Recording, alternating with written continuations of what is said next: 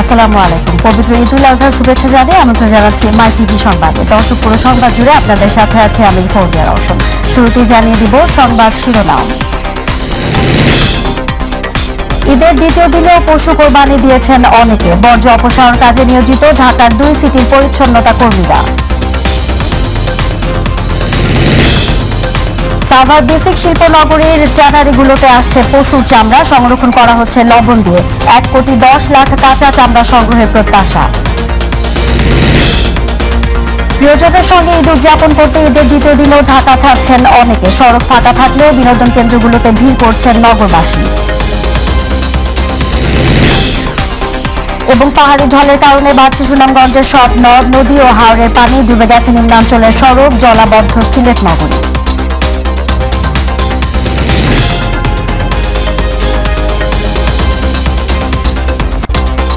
দর্শক, এতক্ষণ শুনছিলেন শিরোনাম, এবার চলে যাব বিস্তারিত সংবাদে। ঈদের দ্বিতীয় দিনেও পশু কোরবানি দিয়েছেন অনেকে। মূলত সোমবার যারা কষাই পাননি তারাই আজ কোরবানি দিয়েছেন। এবছর 2 সিটি কর্পোরেশন কোরবানির পশুর বর্জ্য পৃথকভাবে অপসারণ কাজ করছে। এছাড়া পশুর বর্জ্য অপসারণের জন্য রাজধানী ঢাকার উত্তর ও দক্ষিণ সিটি কর্পোরেশনের প্রায় 19,500 পরিচ্ছন্ন কর্মী নিয়োজিত রয়েছেন। আবু সাইদ অপুর রিপোর্ট। মহান আল্লাহর সন্তুষ্টি লাভের আশায় আর বংশীয় পরম্পরা অনুযায়ী ঈদের দ্বিতীয় দিনও কোরবানি দিচ্ছেন অনেকে। আবার অনেকে ঈদের দিন কষাই না পাওয়ায় ঈদের পরদিন পশু কোরবানি দিচ্ছেন। এদিকে কোরবানির পশুর বর্জ্য ব্যবস্থাপনা নিয়ে সন্তুষ্ট নগরবাসী। তারা বলছেন, অতীতের তুলনায় এবার উত্তর ও দক্ষিণ সিটি কর্পোরেশন ছিল বেশ তৎপর। যেহেতু প্রথম দিন কষাইয়ের খুব সংকট থাকে, এরপর ধরেন খুব ঝামেলা হয়, অনেকগুলা গরু একসাথে পড়ে, এই জন্য আমরা দ্বিতীয় দিন কোরবানির ব্যবস্থা করি। এটা মায়ের বাসায় নিয়ে যেতেছি, গেছে কালকে আমার বাসায় 2টা খাসি দিছি, আর এটা হলো মায়ের পছন্দ, মার বাসায় নিয়ে যেতেছি, ওখানে কোরবানি দেব। রাজধানীর বিভিন্ন নগরীতে এখনো অনেক স্থানে পশুর বর্জ্য স্তূপ করে রাখা হয়েছে, ছিটানো হচ্ছে ব্লিচিং পাউডার। আর এরপর সিটি কর্পোরেশনের গাড়ি এসে নির্দিষ্ট স্থানে নিয়ে যাচ্ছে বর্জ্য। আল্লাহর সন্তুষ্টি অর্জনের পাশাপাশি পরিষ্কার পরিচ্ছন্নতাও খুবই প্রয়োজনীয় একটা বিষয়। এবার আমি পরিষ্কার পরিচ্ছন্নতা নিয়ে দোনো সিটি কর্পোরেশন অ্যাক্টিভিটিসে খুবই খুশি। গরু জবাই হওয়ার সাথে ব্যাগ দিয়ে ময়লা পরিষ্কার করে সাথে সাথে ক্লিয়ার করে দেয়, অনেকটা ভালো এখন। তবে ঢাকা উত্তর সিটি কর্পোরেশনের মেয়র আতিকুল ইসলাম বলছেন, নির্দিষ্ট সময়ের মধ্যে বর্জ্য অপসারণ করা হয়েছে। এখনো যারা কোরবানি দিচ্ছেন তারা আমাদেরকে সহায়তা করুন। আমরা 10,40,000 পলিব্যাগ আমরা দিয়েছি। আমাদের 500-রও অধিক গাড়ি, যান্ত্রিক গাড়ি রাস্তায় আছে। প্রত্যেকটি অঞ্চলকে বিভাগীয় প্রধানদের আমরা ভাগ করেছি। প্রত্যেকটি ওয়ার্ডে ওয়ার্ডে আমাদের সম্মানিত কাউন্সিলরবৃন্দ কাজ করছে। আর এদিকে ঢাকার দক্ষিণ সিটি কর্পোরেশনের প্রধান নির্বাহী কর্মকর্তা মোহাম্মদ মিজানুর রহমান জানান, বর্জ্য অপসারণে দিনরাত পরিশ্রম করছেন প্রায় 19,500 পরিষ্কার পরিচ্ছন্ন কর্মী। রাত 10টার ভিতরে তথা 8 ঘন্টার ভিতরেই কিন্তু আমরা 75টি ওয়ার্ডের ভিতরে 72টি ওয়ার্ডের বর্জ্য পরিপূর্ণভাবে ওঠে। অথবা রাত 12টার ভিতরে কিন্তু আমরা 100% কিন্তু বর্জ্য এখনো পর্যন্ত বিশেষভাবে যে আমরা যদি হিসাব করি প্রায় 2,960টি ট্রিপ দেওয়া হয়েছে, অর্থাৎ কেন্দ্রীয় যে ভাগার আমাদের মাতুয়েল সেখানে নিয়ে যাওয়া হয়েছে। আবু সাইদ অপু, মাই টিভি, ঢাকা। সাভারে বেসিক শিল্পনগরের ট্যানারিগুলোতে আসছে কোরবানির পশুর চামড়া। ঈদের দিন বিকেল থেকে হেমায়তপুরের হরিণধারা এলাকায় বেসিক শিল্পনগরের বিভিন্ন ট্যানারিতে রাজধানীর আশপাশ থেকে কোরবানির পশুর চামড়া আসা শুরু হয়। ট্যানারি শ্রমিকরা কাঁচা চামড়াগুলো সংগ্রহ করে লবণ দিয়ে রাখছেন। এবার কোরবানির ঈদে 1,10,00,000 কাঁচা চামড়া সংগ্রহ করা হবে বলে জানিয়েছেন কারখানার মালিকরা। কর্তৃপক্ষ গরু ও মহিষের চামড়া প্রতি পিস 700 থেকে 800 টাকা দরে কিনছেন। এছাড়াও ট্যানারির পাশে বিভিন্ন ভাসমান দোকানের ব্যবসায়ীরা বেশি লাভের আশায় চামড়া কিনে লবণ দিয়ে মজুত করে রাখছেন।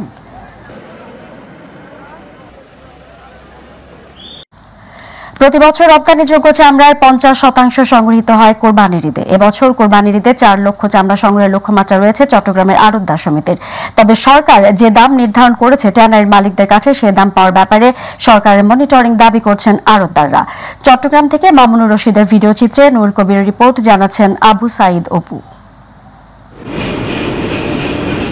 গেল কয়েক বছর ধরে চামড়ার বাজারে মন্দা থাকায় হতাশ হয়ে পড়েছিল মৌসুমী চামড়া ব্যবসায়ীরা। তবে এবছর চামড়ার দাম ভালো থাকায় মুনাফা করতে পারবেন বলে আশা প্রকাশ করছেন তারা।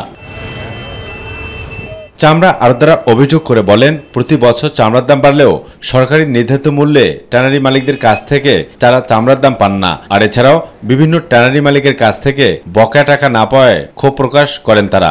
আমাদের যে বকেয়া ছিল 2015 সাল হচ্ছে 2018 সাল পর্যন্ত, এই পর্যন্ত টাকাগুলো এখনো পাই নাই। এই শিল্প খাতে যে আমাদের একটা ভূমিকা, সেই ভূমিকার জন্য যে আমরা কোনো সাধুবাদ পাচ্ছি না, বা আমরা সরকারি তরফ থেকে কোনো সহযোগিতা বা ব্যাংক থেকে কোনো ঋণ বা ট্যানারি মালিকদের কাছ থেকে আমাদের বকেয়া, এগুলো তো আমরা কেউ পাচ্ছি না। করোনা পরবর্তী সময়ে ইতালি সহ ইউরোপীয় ইউনিয়নের দেশগুলোতে চামড়ার চাহিদা বেড়েছিল, কিন্তু ইউক্রেন রাশিয়া যুদ্ধ পরিস্থিতির কারণে গত বছরের তুলনায় 20% চামড়া রপ্তানি কমে গিয়েছে বলে জানান ট্যানারি মালিকরা। আর এদিকে সংগঠনের নেতারা বলছেন, চট্টগ্রামে একসময় প্রায় 22টি ট্যানারি থাকলেও অব্যবস্থাপনার কারণে বর্তমানে একটি ট্যানারি টিকে আছে। কোভিডের পরে তো মার্কেট খারাপ হয়ে গেছিল, এরপরে আবার এটা রাইজ করছিল লেদারের সেক্টরের দিকে কিছুটা, পরে তো এটা আবার কিছুদিন যাওয়ার পরে যখন রাশিয়া ইউক্রেন যুদ্ধ বাঁধলো, এটা আবার সব 20%-এর মতো ডাউন হয়ে গেছে। আর চট্টগ্রাম জেলা প্রশাসক বলছেন, চামড়া সংরক্ষণ ও বিপণন ব্যবস্থা দুর্বলতার কারণে যাতে আর চামড়া নষ্ট না হয় সে ব্যাপারে জেলা প্রশাসন সার্বিক সহযোগিতা করবে। চামড়া শিল্পের জন্য কাজ করার কথা ছিল, ওরা সঠিকভাবে কাজ করে নাই বলে এবং এই শিল্পের গুরুত্বটা বুঝতে পারে নাই বলে আজকে চট্টগ্রামে চামড়া শিল্পের এই দৃশ্য। প্রতি বছর রপ্তানিযোগ্য চামড়ার 50% সংগৃহীত হয় এই কোরবানির ঈদে। যারা চামড়ার ব্যবসায়ী আড়তদার সমিতি রয়েছেন তারা বলেছেন যে এখানে অনেক ক্ষেত্রে তারা পাওনা টাকা পাচ্ছেন না, চামড়া সরবরাহ করা হয় কিন্তু ঠিক সময় তারা সেই টাকা পেয়ে থাকেন না। এই বিষয়গুলো আমরা নোট নিয়েছি, এগুলো আমরা বাণিজ্য মন্ত্রণালয় এবং শিল্প মন্ত্রণালয়কে অবগত করব। আবু সাদ অপু, মাই টিভি। প্রিয়জনের সঙ্গে ঈদ উদযাপন করতে ঈদের দ্বিতীয় দিনেও ঢাকা ছাড়ছেন অনেকেই। সকাল থেকে রাজধানীর বাস টার্মিনাল ও কমলাপুর স্টেশনে যাত্রীদের উপস্থিতি ছিল দেখার মতো। বিভিন্ন কারণে যারা ঈদের আগে গ্রামের বাড়ি যেতে পারেননি তারা রাজধানী ছাড়ছেন আজ। এছাড়া অনেকে ভোগান্তি এড়াতে ঈদের পরদিন গ্রামের বাড়িতে যাচ্ছেন। অবু সাইদপুর আরও একটি রিপোর্ট। ভোগান্তি আর ঝক্কি ঝামেলা এড়াতে কোরবানির ঈদ পরিবার পরিজনের সাথে উপভোগ করতে ঈদের দ্বিতীয় দিনও আপন নিরে ফিরছে মানুষ। রাজধানীর কমলাপুর রেল স্টেশন থেকে শুরু করে সায়দাবাদ, মহাখালী ও গাবতলী বাস টার্মিনালে ঘরমুখো মানুষের ভিড় ছিল চোখে পড়ার মতো। তবে কেন এই ছুটে চলা, সেই প্রশ্নের উত্তর দেন ঘরমুখো মানুষজন। বাড়তি ভাড়া আর কিছুটা অসন্তোষ থাকলেও শত ক্লান্তির মাঝেও ফিরছেন নিজ গ্রামে। খুবই ভালো লাগছে, আমি যেহেতু ঈদের আগে যাইতে পারি নাই যানজটের কারণে। ঈদের আগে যাই নাই, প্রচুর ভিড় ছিল, এই কারণে ঈদের পরের দিন যাচ্ছি। আমরা দেশে যাচ্ছি, অনেক আনন্দ লাগতেছে। ঈদের জ্যাম অনেক ছিল বেশি, তাই দেশে যেতে পারিনি, তাই ঈদের পরে যাচ্ছি। পরিবার পরিজনের সাথে ঈদ আনন্দ উপভোগ করতে ঈদের দ্বিতীয় দিনও আপন নিরে ছুটছে মানুষ। তবে তাদের প্রত্যাশা একটাই, যেভাবে নিরাপদে তারা বাড়ি ফিরছেন সেই নিরাপদের জন্য ফিরতে পারেন কর্মব্যস্ততা নগরী এই রাজধানীতে, এমনটাই প্রত্যাশা ঘরমুখো মানুষের। মহাখালী বাস টার্মিনাল থেকে আবু সাদ অপু, মাই টিভি, ঢাকা। ঈদ আনন্দ উদযাপনে ব্যবসা গরম উপেক্ষা করে রাজধানীর বিনোদন কেন্দ্রগুলোতে ছিল উপচে পড়া ভিড়। পরিবার পরিজন নিয়ে নানা শ্রেণী পেশার মানুষ চিত্ত বিনোদনের জন্য ছুটে যান মিরপুর চিড়িয়াখানা সহ নানা বিনোদন কেন্দ্রে। দর্শনার্থীরা বলছেন, নাগরিক ব্যস্ততায় পরিবারকে নিয়ে খুব একটা একান্তের সময় কাটানোর সুযোগ থাকে না, তাই ঈদের আনন্দ ভাগাভাগি করে নিতে সময়টুকু কাজে লাগাচ্ছেন তারা। বিস্তারিত আমেনা হিরার রিপোর্টে। ঈদ উল আজহা উপলক্ষে রাজধানীর অন্যতম বিনোদন কেন্দ্র মিরপুর চিড়িয়াখানায় দর্শনার্থীদের এমন ভিড়। বাঘ, হরিণ, সিংহ, হাতি, জিরাফ, ময়ূর সহ নানা প্রজাতির পশু পাখি দেখতে ভিড় জমান ছোট্ট সোনামণিরা। বাঘ, সিংহ, হাতি, ঘোড়া, অনেক কিছু দেখেছি আর অনেক ভালো লেগেছে। এখানে জায়গাটা তাই সুন্দর আছে, অনেক পশু পাখি দেখেছি। বাঘ, সিংহ, হরিণ, লায়ন। ঈদের ছুটিতে পরিবারের ছোট্ট সদস্যদের প্রকৃতির মাঝে নানা পশু পাখি চেনাতে পেরে আনন্দিত অভিভাবকরা। বাচ্চাদের প্রকৃতির সঙ্গে মেলানোর জন্য আর কি, আমাদের যে আল্লাহ সৃষ্টি যত গাছপালা আছে, নেচার আছে, প্রাণী জগৎ আছে, তারা দেখতে কেমন, এটাই মূল কারণ আছে। সে খুবই প্রাণীকে ভালোবাসে, এই জন্য ওকে দেখানোর জন্য নিয়ে এসেছি। এদিকে ঈদ উল আজহার ছুটিতে রাজধানীর সিনেমা হলগুলোতেও রয়েছে চলচ্চিত্র প্রেমীদের উপচে পড়া ভিড়। পরিবারের সদস্যদের সাথে নিয়ে পছন্দের সিনেমা দেখতে আসেন অনেকেই। সিনেমা তো বরাবর মতো প্ল্যান থাকে ঈদের ছুটিতে, তবে এইবার একটু ডিফারেন্ট আপনার তুফান এবং মিডম্যাক্সে যেটা হলো, এবার তো কোথাও আমরা টিকিট পাচ্ছি না, যে তুফান দেখার জন্য, কিন্তু আজকেও পাইলাম না, আগামীকালে টিকিট কাটলাম তুফান। আমেনা হীরা, মাই টিভি, ঢাকা। পাহাড়ি ঝড়ের কারণে বাড়ছে সুনামগঞ্জের সব নদ নদী ও হাওরের পানি, ডুবে গেছে নিম্নাঞ্চলের সড়ক, দুর্ভোগে পড়েছে 7 লক্ষাধিক মানুষ। সিলেটের 3টি নদীর 6টি পয়েন্টে পানি বিপদসীমার ওপর দিয়ে প্রবাহিত হচ্ছে। এছাড়া আরও কয়েকটি পয়েন্টে পানি বিপদসীমার কাছাকাছি অবস্থান করছে। টানা ভারী বৃষ্টিতে নদী ও ছড়া উপচে পানি নগরীতে প্রবেশ করে জলাবদ্ধতা সৃষ্টি হয়েছে। প্রতিনিধি আবু হানিফ ও মৃণাল কান্তি দাসের তথ্যচিত্রে আতিকুর রহমান তিতাসের রিপোর্ট। টানা বর্ষণ ও উজান থেকে নেমে আসা পাহাড়ি ঢলে সুনামগঞ্জের সবকটি নদ নদীর পানি বিপদসীমার উপর দিয়ে প্রবাহিত হচ্ছে। একে একে ডুবছে বাড়িঘর ও রাস্তাঘাট। বসতবাড়ি দোকানপাটে পানি উঠায় আসবাবপত্র, দোকানের মালামাল ও মূল্যবান জিনিসপত্রের ক্ষয়ক্ষতি হচ্ছে। বন্যার কবল থেকে বাঁচতে দল বেঁধে পানিবন্দীরা ছুটছেন আশ্রয় কেন্দ্রে। এদিকে পানি বৃদ্ধি অব্যাহত থাকায় সুনামগঞ্জ জেলা শহরের সাথে সবকটি উপজেলার যোগাযোগ বিচ্ছিন্ন রয়েছে। আমরা দুটা ছাড়া কোনো পথ নাই, আশ্রয় কেন্দ্র আমরা প্রয়োজন। আমাদের ঘর বাড়ি সব তলিয়ে গেছে, সব মানুষ অসহায় অবস্থায় আছে। এখন যদি 24 বন্যাটা হয় আর বড় বন্যা হয়, অবস্থা খারাপ হয়ে যেত।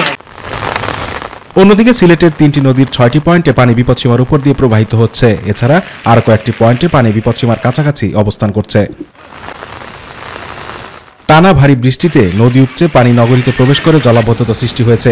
এতে সিলেট নগরীর ভেতরে অনেক বাসাবাড়িতে পানি উঠেছে। আমরা এই যে পানি আসছে, পানির লাগি অনেক কষ্ট করতেছি। এই যে বিজ্ঞানের যত কিছু আছে, ল্যাব তুষক খেতা বালিশ নিয়ে মাদ্রাসা আছে, মাদ্রাসাত নিয়ে যাচ্ছে। আমরা চলাফেরা করতে হয় না, রাঁধতে হয় না, খাইতে হয় না, ঘুমাইতে হয় না। পানির মাঝে তো থাকলে মোটর কা ফাও ফসবে, আর এর কারণে আমরা মাদ্রাসার জায়গা দিয়েছেন, তারা ওইখানে যাইতেছি। আলতা মানা কিন্তু আনতাছি, বড় কষ্ট করি ভাই, বুঝছেন? আমরা টাকার মতনও মানে সিচুয়েশন নাই, পানিতে উঠছে ভাই, রাতারাতি পানি উঠে গেছে, বুঝছেন? সকালে নগরীর 26 ও 28 নং ওয়ার্ডের বন্যা কবলিত এলাকা এবং 3টি আশ্রয়কেন্দ্র পরিদর্শন করেন মেয়র আনোয়ারুজ্জামান চৌধুরী। এই 28 নম্বর 26-25 এই এলাকা মোটামুটি কিছু পানি উঠেছে। সুনামগঞ্জ সিলেট আমাদের এই বন্যা যারা ক্ষতিগ্রস্ত মানুষের পাশে আমরা দাঁড়াবো। সোমবার সকাল 6টা থেকে মঙ্গলবার সকাল 6টা পর্যন্ত সিলেটে 153 মিলিমিটার বৃষ্টিপাত হয়েছে, আর সকাল 6টা থেকে 9টা পর্যন্ত 44 মিলিমিটার বৃষ্টিপাত হয়েছে। আতিকুর রহমান তিতাস, মাই টিভি। ঈদের দিনেও সরকারের বিরুদ্ধে মিথ্যাচার ও সমালোচনা করতে ছাড়েনি বিএনপি, এমন মন্তব্য করেছেন আওয়ামী লীগের সাধারণ সম্পাদক ওবায়দুল কাদের। ধানমন্ডিস্থ আওয়ামী লীগ সভাপতির রাজনৈতিক কার্যালয়ে আয়োজিত ব্রিফিংয়ে তিনি বলেন, মূল্যস্ফীতির মধ্যে এবছর 1,40,00,000-এর বেশি কোরবানি হয়েছে, যা গতবারের তুলনায় বেশি। আরও জানাচ্ছেন রাকিব হাসান। দুপুরে ধানমন্ডিস্থ আওয়ামী লীগ সভাপতির রাজনৈতিক কার্যালয়ে সমসাময়িক বিষয় নিয়ে সাংবাদিকদের সাথে কথা বলেন আওয়ামী লীগের সাধারণ সম্পাদক ওবায়দুল কাদের। মূল্যস্ফীতির কারণে ঈদের আনন্দ নেই, বিএনপির এমন মন্তব্য সঠিক নয় বলেও জানান তিনি। মূল্যস্ফীতির জন্য ঈদের আনন্দ একেবারে ম্লান হয়ে গেছে, এটা তো বাস্তবের ছবি না। আজকে ইনফ্লেশন আছে বাংলাদেশে অ্যারাউন্ড 10%, তবে আমাদের আন্তরিকতা আছে, চেষ্টা আছে। প্রতিকূল এই পরিস্থিতির মোকাবিলার জন্য প্রধানমন্ত্রী বঙ্গবন্ধু কন্যা শেখ হাসিনা অবিরাম প্রয়াস চালিয়ে যাচ্ছেন। মিয়ানমারের ব্যাপারে বিএনপি মহাসচিবের বক্তব্যের বিরুদ্ধে চ্যালেঞ্জ ছুড়ে দিয়ে ওবায়দুল কাদের বলেন, বাংলাদেশের সার্বভৌমত্বের কোনো লঙ্ঘন করেনি মিয়ানমার সরকার। পবিত্র ঈদের দিনও সরকারের বিরুদ্ধে মিথ্যাচার, অপপ্রচার বিএনপি ছাড়েনি কিছু। আমি মির্জা ফখরুলকে চ্যালেঞ্জ করছি, সার্বভৌমত্বের প্রতি কোথায় আঘাত? সেন্ট মার্টিনে থেকে জাহাজ তো সরে গেছে, ভেতরে যারা ছিল অনুপ্রবেশ করেছে তাদেরও তারা ফিরিয়ে নিয়েছে। দুর্নীতির বিরুদ্ধে সরকারের অবস্থান স্পষ্ট উল্লেখ করে, যে যত বড় শক্তিশালী হোক না কেন, দুর্নীতি করলে তদন্ত করে তার বিরুদ্ধে বিচারের ব্যবস্থা করা হবে বলেও জানান আওয়ামী লীগের এই সাধারণ সম্পাদক। যেই যত প্রভাবশালী তার বিরুদ্ধে দুর্নীতির তদন্ত করা যাবে এবং তদন্ত শেষে প্রয়োজনে মামলা করা যাবে। মামলা মানে বিচারের আওতায় নিয়ে আসতে হবে। রাকিব হাসান, মাই টিভি, ঢাকা। মানুষের দৃষ্টি ভিন্ন খাতে নিতে সরকার অপপ্রচার চালাচ্ছে বলে অভিযোগ করেছেন বিএনপির সিনিয়র যুগ্ম মহাসচিব রুহুল কবির রিজভী। সকালে নয়াপল্টনে সংবাদ সম্মেলনে তিনি একথা বলেন। ক্ষমতায় থাকার জন্য সরকার ভারতকে দেশের ভেতর দিয়ে রেলপথ করার অনুমতি দিয়েছে উল্লেখ করে তিনি বলেন, এর ফলে দেশের নিরাপত্তা হুমকির মুখে পড়বে। যারা বাংলাদেশের জনগণের বিরুদ্ধে গণহিংসার মনোভাব পোষণ করে তাদের কাছে বাংলাদেশের সার্বভৌমত্বের চাবি তুলে দেওয়া হবে এই স্থাপনার মাধ্যমে। এতে একটি স্বাধীন ও সার্বভৌমত্ব দেশের যে ইন্টেলিজেন্স ব্যবস্থা সেটি ভেঙে পড়বে। দেশের জনগণের ইচ্ছার বিরুদ্ধে বাংলাদেশের নতজানু সরকার যদি এই রেল লাইন নেটওয়ার্ক বাস্তবায়ন করে তাতে স্বাধীন বাংলাদেশের অস্তিত্বকে ক্রমাগতভাবে মিলিয়ে দেওয়া হবে। এবার ঈদ আনন্দের বার্তা নিয়ে আসেনি ভোলার জেলে পল্লীগুলোতে। বাজার থেকে কেনা মাংসে ঈদ উদযাপন করছেন সমুদ্র উপকূলের জেলে পল্লীর বাসিন্দারা। কারো কারো ভাগ্যে জোটেনি তাও। নদীতে মাছের সংকট থাকায় বেকার জীবন কাটছে জেলেদের। সংসারে দুবেলা খাবার জুটাতে হিমশিম খাচ্ছেন তারা। প্রতিনিধি আরিফ হোসেন লিটনের রিপোর্ট, জানাচ্ছেন শামস তাবরিজ উচ্ছ্বাস। ঈদে স্ত্রী সন্তানদের নিয়ে একটু সেমাই কিনে খাবেন, সেটাই হয়নি ভোলার জেলেদের। আর কোরবানি দেওয়ার চিন্তা তো দূরের কথা, সন্তানদের নতুন জামা কাপড় দেওয়ার স্বপ্নই রয়ে গেল বাবাদের। তাদের ঈদ উদযাপন নামাজ পর্যন্তই সীমাবদ্ধ। জেলেদের পরিবারে নেই কোনো কোরবানির ঈদের আমেজ। ঈদেও ভালো মন্দ খাওয়ার সুযোগ হলো না তাদের। অপরদিকে এনজিও ঋণের চাপে ঠিকমতো ঘরে আসতে পারছেন না অনেক জেলে। স্যার ধরেন নদীতে আমরা জাল ভাই, নদীতে কোনো মাছ টাছ নাই, আমরা মনে করেন কোনো মানে দিকে মনে করেন ভুলে গেছি। আমরা সমুদ্রে আছে, কিস্তি আছে, নদীতে মাছ নেই, অনেক কষ্ট যাইতে আছে, আমরা অনেক অভাবে আমার দিন যাইতে আছে। সন্তানদের মুখে এক টুকরো মাংস তুলে দেওয়ার সামর্থ্য নেই পরিবারগুলোর, এমন আক্ষেপ নিয়েই দিন পার করছেন এই অঞ্চলের জেলেরা। 1 কেজি মাংস আনিয়ে খাওয়াইতে পারি না, আমাকে নদীতে কোনো মাছ নেই। 10 টাকার জাল মুড়িলেই বাচ্চা করে এখন খাওয়াইতেছি রাস্তার থেকে। আমরা ঈদে কোনো সেমাইও খাইতে পারি না। এখন কি আমরা কোরবানি তো ভালো কথা, 1/2 কেজি গোস্ত আমরা পোলাওয়ানের জন্য কিনতে পারি না। নদ নদীতে কাঙ্ক্ষিত মাছ না পাওয়ায় ঋণের জালে বন্দী হয়ে আছে ভোলার প্রায় 2 লাখ জেলের ঈদের আনন্দ। শামস তাবরিজ উচ্ছ্বাস, মাই টিভি, নিউজ ডেস্ক। 21 পদকপ্রাপ্ত কবি অসীম সাহা আর নেই। কোষ্ঠকাঠিন্য, ডায়াবেটিস সহ একাধিক রোগে হাসপাতালে চিকিৎসাধীন অবস্থায় ছিলেন তিনি। মঙ্গলবার বিকেলে রাজধানীর বঙ্গবন্ধু শেখ মুজিব মেডিকেল বিশ্ববিদ্যালয় হাসপাতালে শেষ নিঃশ্বাস ত্যাগ করেন তিনি। সাহিত্যে অবদানের জন্য 2012 সালে বাংলা একাডেমি সাহিত্য পুরস্কার পান অসীম সাহা।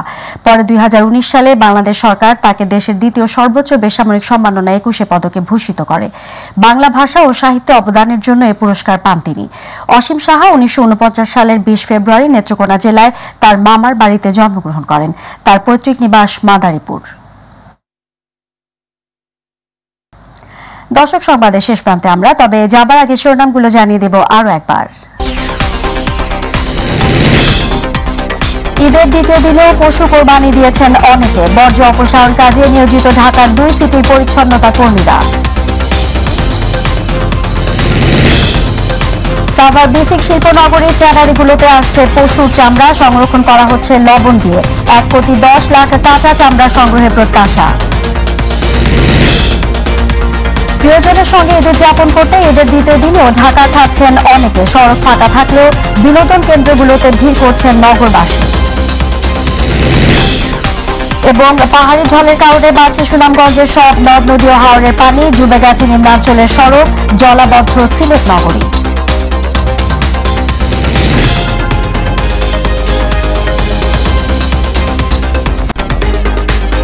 দর্শক, এই ছিল এখনকার সংবাদে। সঙ্গে থাকার জন্য ধন্যবাদ। এছাড়া ইউটিউবে মাই টিভি সংবাদ পেতে ভিজিট করুন youtube/mytvbg এবং আমাদের সকল অনুষ্ঠান দেখতে ভিজিট করুন youtube/mytv বাংলা, facebook/mytv বাংলা। আমাদের পরবর্তী সংবাদ দেখার আমন্ত্রণ জানিয়ে বিদায় নিচ্ছি আমি ফৌজিয়া রওশন।